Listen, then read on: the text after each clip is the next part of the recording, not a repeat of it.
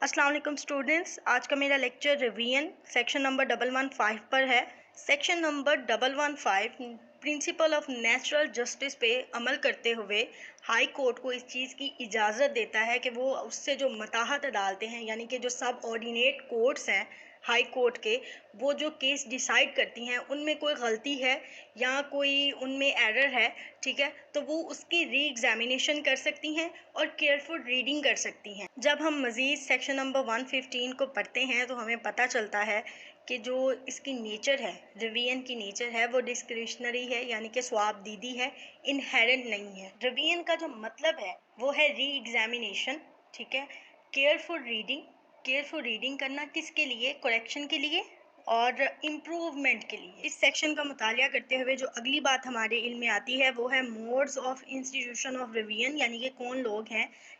कौन सा तरीका है जो उनसे तरीके से रिवीजन दायर की जा सकती है। तो सबसे पहले है सो मोटो, आज खुद नोटिस अदालत की जानिब से भी रिवीजन दायर हो सकती है, और by the application of the aggrieved party, यानी कि ऐसी पार्टी जो है उसको नुकसान पहुंचा होता है, उसकी दरख्वास्त पे भी रिवीजन दायर की जा सकती है। अगला जो सवाल है या जो पॉइंट है वो हमारे ज़हन में आता है कि जब अपील का ऑप्शन हमारे पास मौजूद है तो हम रिवीजन की तरफ क्यों जाएं? ठीक है, हम अपील कर सकते हैं। तो उसका जवाब ये है कि रिवीजन हमेशा वहाँ होती है जहाँ अपील नहीं की जा सकती, ठीक है। हमेशा रिवीजन वहीं होगी जहाँ पे अपील नहीं पाई जाती होगी। अगर अपील पाई जाती है तो पहले वो इंसान अपील करेगा, ठीक है, रिवीजन की तरफ नहीं जाएगा। अब बात आ जाती है कुछ इस तरह की कंडीशंस की जिनका फुलफिल होना ज़रूरी है रिवीजन के लिए। सबसे पहले है केस का डिसाइड होना, यानी कि केस का डिसाइड होना, चाहे वो ज़रूरी नहीं है कि वो फाइनल ही हो, ठीक है, फाइनल ऑर्डर ही हो, वो इंटरम ऑर्डर भी हो सकता है,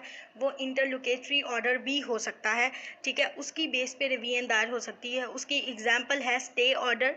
ठीक है, या कोई पार्टी एप्लीकेशन देती है कि मुझे एज अ पार्टी किसी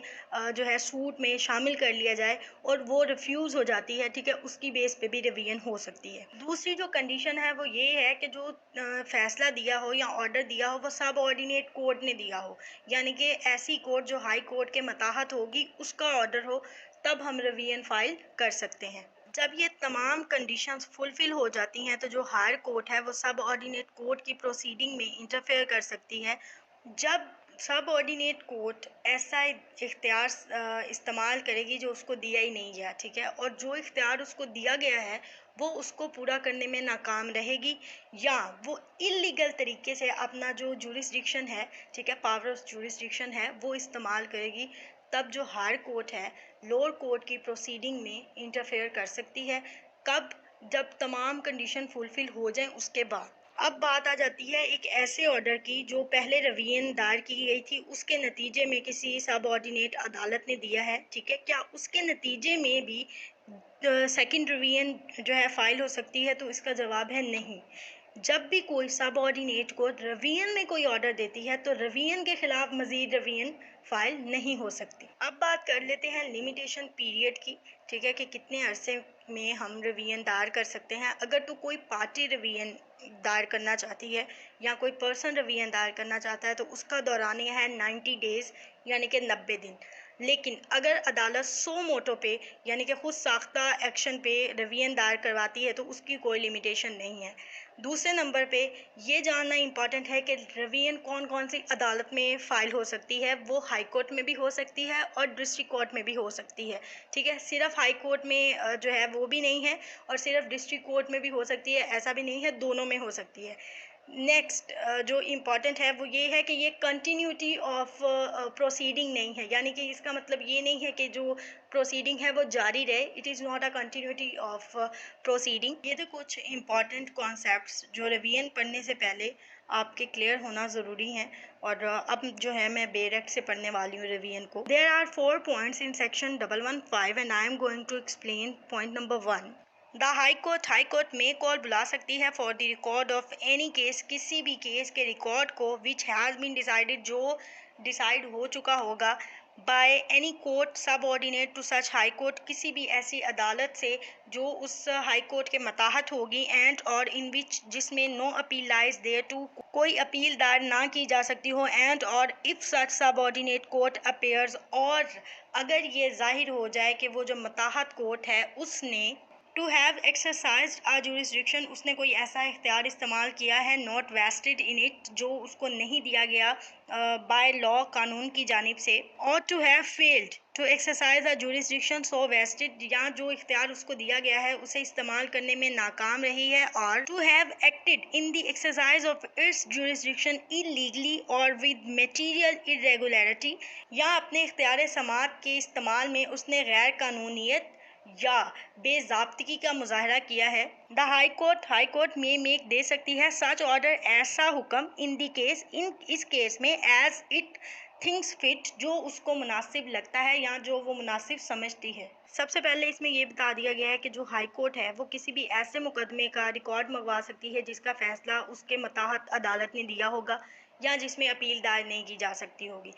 अगर हाई कोर्ट को ये ज़ाहिर हो जाए या उसके इल्म में आ जाए कि किसी अदालत ने वो इख्तियार इस्तेमाल किया है जो उसको कानून ने दिया ही नहीं है, या जो उसको इख्तियार कानून ने दिया है वो उसको इस्तेमाल करने में फ़ेल हो गई है, या जो इख्तियार इस्तेमाल हुआ है उसमें गैर कानूनियत है, ठीक है, और बेज़ाब्तगी है, तो ऐसी सूरत हाल में जैसा ऑर्डर वो सही समझेगी हाई कोर्ट वो दे सकती है। प्रोवाइडेड दैट, बशर्तिया के, वेयर अ पर्सन, जहाँ कोई शख्स मेक्स एन एप्लीकेशन, दरख्वास्त देगा, अंडर दिस सबसेक्शन, इस सबसेक्शन में, यानी कि 1151 के अंडर जो है कोई शख्स दरख्वास्त देगा, ही शैल, वो करेगा, इन सपोर्ट ऑफ सच एप्लीकेंट, उस दरख्वास्त की तायद में, फर्निश, पेश, कॉपीज ऑफ प्लीडिंग की जो है नकूल या नकल, डॉक्यूमेंट्स, दस्तावेज, एंड ऑर्डर ऑफ दी सब ऑर्डिनेट कोर्ट, और मताहत अदालतों के हुक्म की नकल। अभी तक जो हमने रीड किया है उसमें ये बताया गया है कि कोई भी शख्स अगर सब सेक्शन 1 के तहत दरख्वास्त देता है रवीन की, तो इसके लिए ये शर्त है कि वो प्लीडिंग की, दस्तावेज़ की, ठीक है, और मताहत अदालत के हुक्म की जो कॉपी है वो अपनी दरख्वास्त की तायद के तौर पे अदालत में पेश करेगा। And the high court shall, और हाई कोर्ट करेगी, एक्सेप्ट मास वाई for reason to be recorded, record की जाने वाली वजूहात के अलावा, dispose of such application without calling for the record of the subordinate court. इसमें यह बयान किया गया है कि हाई कोर्ट मासवाई इनके, यानी कि सिवाय उन वजूहात के जो रिकॉर्ड की जाने वाली हैं, मताहत अदालतों का रिकॉर्ड मंगवाए बगैर जो एप्लीकेशन है उसका फैसला दे देगी। प्रोवाइडेड फर्दर डैट, मजीद बयान किया जाता है, सच एप्लीकेशन, ऐसी दरख्वास्त, शैल बी मेड, की जानी चाहिए, विद इन 90 डेज, 90 दिनों के अंदर, of the decision of the sub ordinate court. इसमें यह बताया गया है कि जो भी मताहत अदालत फैसला देती है, ठीक है, उस फैसले के 90 दिन के अंदर अंदर, ठीक है, जो रिवीजन की दरख्वास्त है वो पार्टी को दे देनी चाहिए। Which shall provide a copy of such decision within 3 days thereof, and the High Court shall dispose of such application within 6 months। अब इसमें लिमिटेशन बता दी गई है कि जो फैसले की कॉपी है वो सब ऑर्डिनेट कोर्ट 3 दिन के अंदर अंदर उसको दे देगी, और जो हाई कोर्ट है वो 6 माह के अंदर अंदर जो ये एप्लीकेशन है उसको निपटा देगी। नेक्स्ट सबसेक्शन 2 है, द डिस्ट्रिक्ट कोर्ट में exercise the power conferred, conferred का मतलब होता है अता करना या दे देना, on the high court by subsection 1 in respect of any case decided by the court subordinate to such district court in which no appeal lies, and the amount of value of the subject matter whereof does not exceed the limits of the appellate jurisdiction of the district court। Section 2 हमें ये बताता है कि under sub section 1 अगर high court अपनी जो इख्तियार है उसकी इजाज़त दे देती है डिस्ट्रिक्ट कोर्ट को कि वो अपने से मुताहत अदालतों की रिवीजन की एप्लीकेशन सुन सकती है, कब, जब कोई भी अपील ना की जा सकती हो उस पे, या जो सब्जेक्ट मैटर की वैल्यू है वो लिमिटेशन से ज़्यादा ना हो जो बयान की गई है डिस्ट्रिक्ट कोर्ट के लिए, ठीक है, तो ऐसे सूरत हाल में जो डिस्ट्रिक्ट कोर्ट है वो ऐसा मुकदमा सुन सकती है। अगला है subsection 3, if any application under subsection 1 in respect of a case within the competence of the district court has been made either to the high court और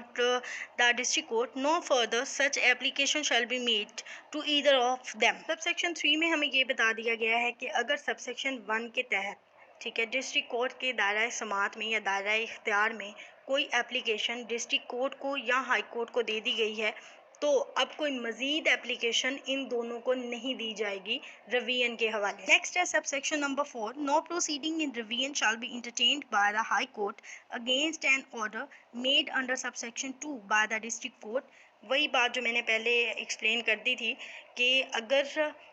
कोई शख्स डिस्ट्रिक्ट कोर्ट में रिवीजन दायर करता है और उसके नतीजे में डिस्ट्रिक्ट कोर्ट कोई ऑर्डर पास कर देती है तो रिवीजन पे री रिवीजन दायर नहीं हो सकती। वैसे तो ये सेक्शन यहाँ पे मुकम्मल हो जाता है, लेकिन इसमें कुछ अमेंडमेंट है जो पंजाब अमेंडमेंट के नाम से जानी जाती हैं, तो अब मैं वो एक्सप्लेन करने वाली हूँ। सेक्शन को लेके जो पंजाब में अमेंडमेंट की गई थी उसमें जो पहली अमेंडमेंट है, ठीक है, उसे ए अमेंडमेंट कह लें, वो सेम है, एज इट इज़ ही है। प्रोविसो 1 के बाद वही बताया गया है कि 3 डेज़ में अदालत जो है वो कॉपी दे देगी और 6 मंथ में हाई कोर्ट इस एप्लीकेशन को ख़त्म कर देगी, ठीक है, निपटा देगी। लेकिन जो सब सेक्शन 4 है उसके बाद सब सेक्शन 5 का जो है एडिशन हुआ था इसमें। After sub section 4 the following new sub section 5 shall be inserted. ये जो सब सेक्शन 5 है ये पंजाब के लिए है, ठीक है, पूरे पाकिस्तान में नहीं आता, लेकिन पंजाब के लिए है, तो मैंने इसको एक्सप्लेन करना ज़रूरी समझा, मैं इसलिए एक्सप्लेन कर। No proceeding in revision shall be entertained by the high court against an order passed by the district court under section 104,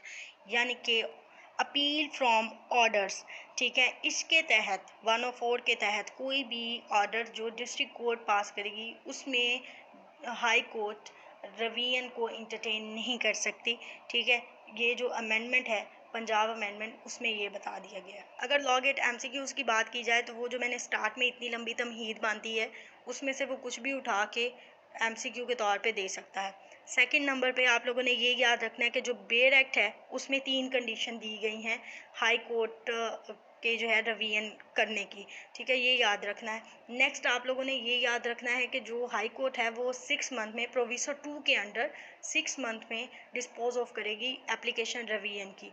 अगली बात पंजाब अमेंडमेंट को लेके है, वो वैसे तो पंजाब अमेंडमेंट है, ठीक है, पूरे पाकिस्तान पे अप्लाई नहीं होती, तो शायद वो ना ही आए लॉ गेट में, लेकिन अगर वो आ जाती है तो आप लोगों ने सिर्फ इतनी सी बात याद रखनी है कि जो सेक्शन नंबर 104 के तहत ऑर्डर पास किया गया होगा डिस्ट्रिक्ट कोर्ट का, वो जो है रिवीजन उस पर रिवीजन नहीं कर सकती हाई कोर्ट। अगली बात जो आप लोगों ने याद रखनी है वो ये याद रखनी है कि जब भी कोई शख्स एप्लीकेशन देता है रिवीजन की तो वो उसके साथ प्लीडिंग की कॉपी, डॉक्यूमेंट और वो ऑर्डर जो सबऑर्डिनेट कोर्ट ने दिया होता है उसकी कॉपी साथ लगाता है, और उसके लिए जो लफ्ज़ इस्तेमाल हुआ है वो फर्निश का लफ्ज़ है। और जो अगली बात याद रखनी है वो ये याद रखनी है कि जब भी रिवीजन होगी वो हाई कोर्ट में होगी, यानी कि सुपीरियर कोर्ट में होगी, और उस कोर्ट के फैसले के मुतालिक होगी जो वो उस हायर कोर्ट के या सुपीरियर कोर्ट के सबऑर्डिनेट होगी, ठीक है जी। ये था आज का हमारा लेक्चर और काफ़ी लंबा हो गया थोड़ा सा, ये सेक्शन थोड़ा ना एलैबोरेट करने वाला था इसलिए मैंने